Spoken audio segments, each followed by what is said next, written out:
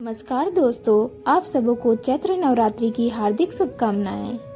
नवरात्रि के पहले दिन कलश स्थापना की परंपरा सदियों से चली आ रही है। कहते हैं जहां शुभ मुहूर्त में घट स्थापना यानी कलश स्थापना की जाती है, वहां सदा ही मां दुर्गा का आशीर्वाद बना रहता है।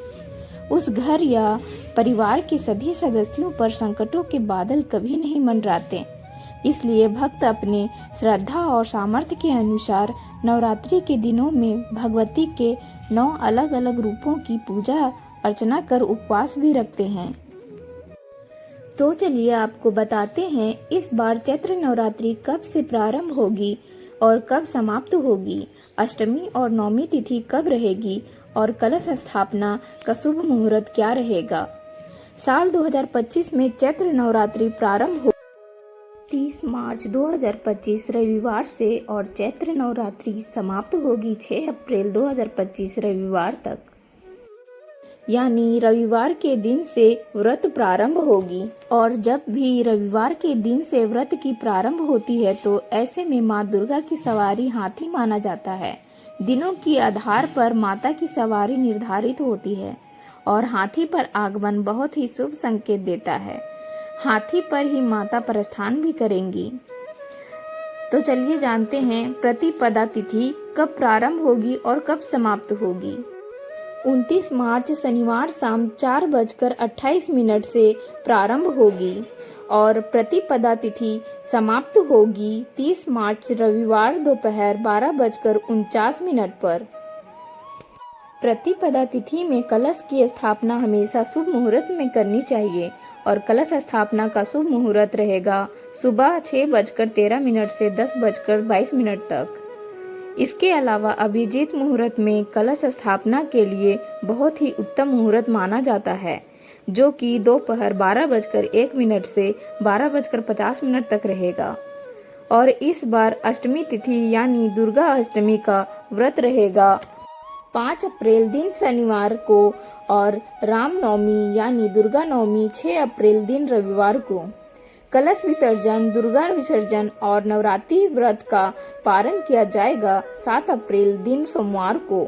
दशमी तिथि 6 अप्रैल दिन रविवार शाम 7:24 से प्रारंभ होकर अगले दिन यानी 7 अप्रैल दिन सोमवार रात 8 बजे तक समाप्त होगी। वैसे तो दशमी तिथि में ही कलश विसर्जन नवरात्रि व्रत का पारण करना चाहिए, लेकिन बहुत से भक्त अष्टमी तिथि के दिन जिनके घर कन्या पूजन होती है, वो कन्या पूजन करने के बाद ही अन्न ग्रहण करते हैं। तो कुछ लोग नवमी के दिन कन्या पूजन करने के बाद अन्न ग्रहण करते हैं और फिर नवमी तिथि को शाम के दिन सूर्यास्त से पहले पहले कलश विसर्जन भी कर लेते हैं। ऐसे में आपको हो सके तो दशमी तिथि के दिन ही माता की चौकी हटानी चाहिए। कलश का विसर्जन भी दशमी तिथि को ही करना चाहिए। अगर बात करें इस बार नवरात्रि में किस दिन किस देवी माँ की पूजा की जाएगी, तो इस बार जैसा कि आप जानते ही हैं 30 मार्च से नवरात्रि प्रारंभ होगी। तो इस दिन तो घट स्थापना और माँ शैलपुत्री की पूजा की जाएगी।